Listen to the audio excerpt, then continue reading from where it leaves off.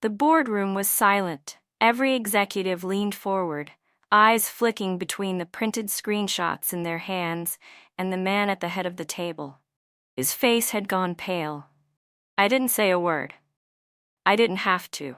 6 months ago, I was just another department head quietly doing my job. No scandals, no enemies, no drama.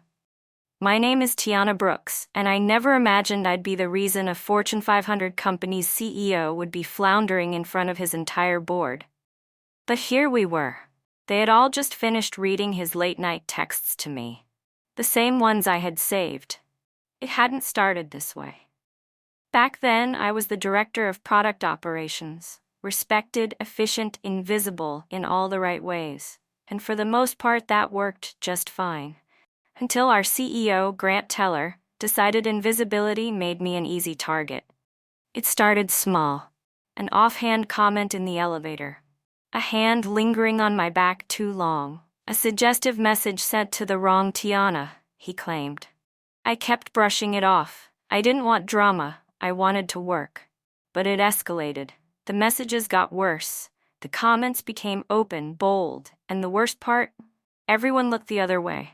So I did what women are told to do. I documented, quietly, carefully. I saved everything. Screenshots, emails, even a voice memo once when he cornered me after a networking event. But when I finally reported him to HR, everything changed. Suddenly, I was difficult. My team started getting reassigned. Projects I'd led for months were pulled without explanation.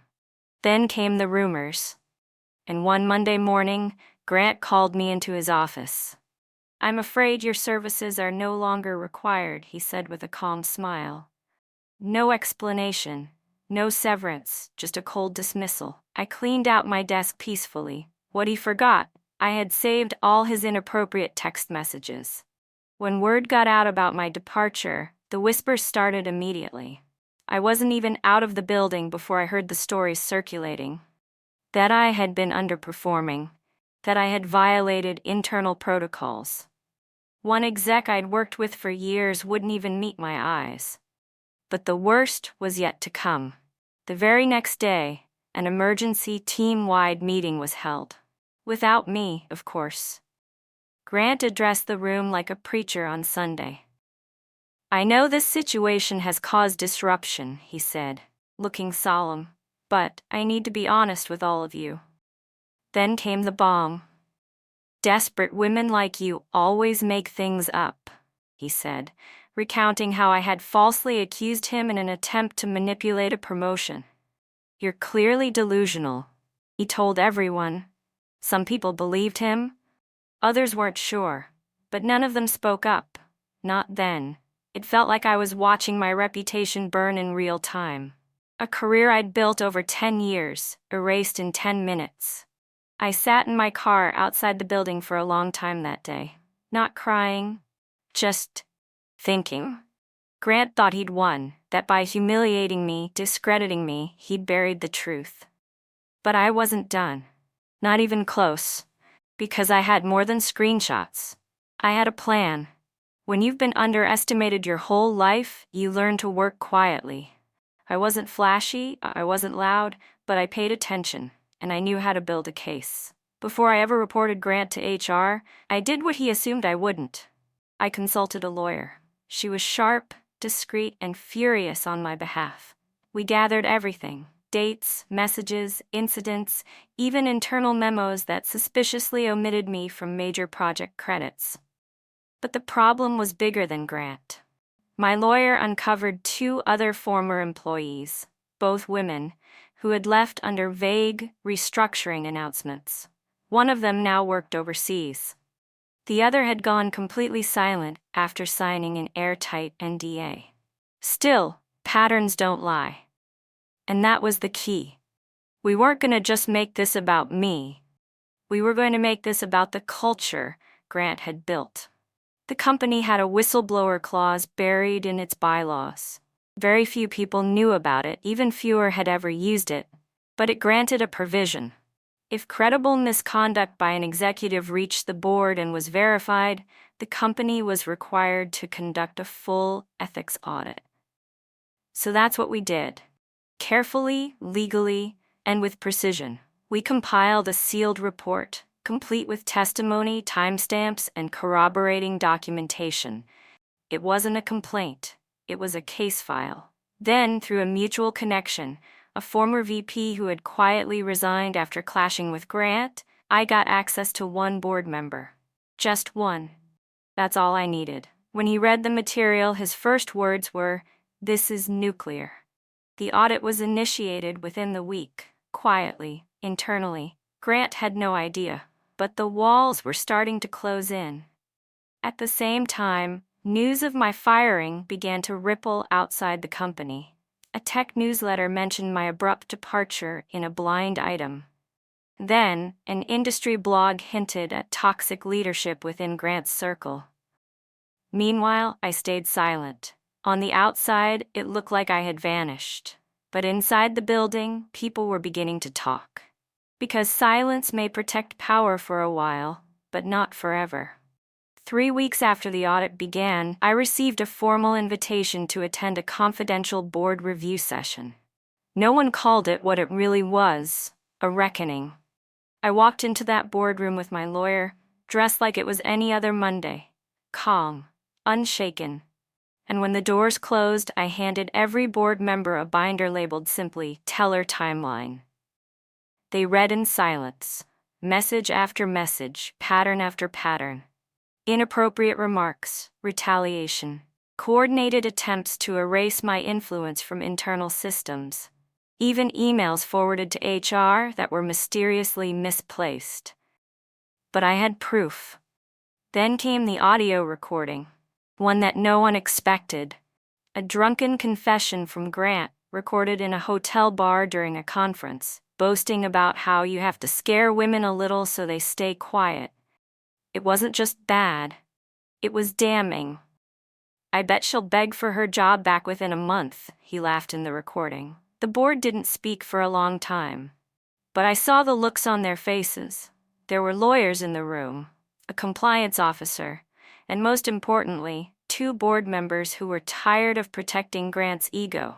One of them finally said, "You've done everything right, Miss Brooks." And then, "Would you be willing to return in an oversight role while we investigate further?" I didn't answer right away. Instead, I said what I'd waited weeks to say. "I don't want my job back. I want to know this won't happen to the next woman." That's when I knew things were shifting. The next 48 hours were a blur. Executive meetings, legal consultations, HR scrambling to redocument the entire internal handling of my case. And then the company called an emergency board meeting. I sat at the far end of the table. Grant walked in late, confident as ever, wearing a smug little smirk. Until he saw me. And then he saw the binders. One by one, the board members took turns speaking. At first, he tried to interrupt, denying everything, accusing me of staging some elaborate revenge fantasy. "You're clearly delusional," he snapped again. But this time, no one laughed, no one nodded. Then came the final blow. The board's legal counsel read aloud from the audit summary. It concluded that Grant had engaged in a sustained pattern of misconduct that created legal and ethical liability for the company. And then, as if it were scripted, I handed them a printed transcript of every inappropriate message he had ever sent me. What he forgot, I had saved all his inappropriate text messages, even the ones he tried to delete from the company servers. There were gasps. One board member pushed his chair back and left the room entirely. Grant didn't speak after that, because there was nothing left to say. The vote to remove him was unanimous. 2 days after the board meeting, Grant Teller was removed from his position as CEO. The press release was diplomatic, a decision to pursue new leadership strategies. But everyone inside the company knew the truth. And within a week, so did the outside world. A whistleblower blog published a redacted version of the audit findings. A major business outlet ran an exposé on toxic executive behavior in corporate America. Grant's name wasn't censored. Suddenly, I was getting calls from media outlets, women from other industries, even legal advocates asking if I'd be willing to speak. I chose my words carefully. I wasn't out for fame. I wasn't even out for revenge. I was out for truth. What they'd taken from me wasn't just a job, it was a decade of trust, of quiet hard work, erased by one man's arrogance. But in the end, that arrogance was his undoing, because I never shouted. I never threatened. I just prepared. And when the time came, the facts spoke louder than any accusation.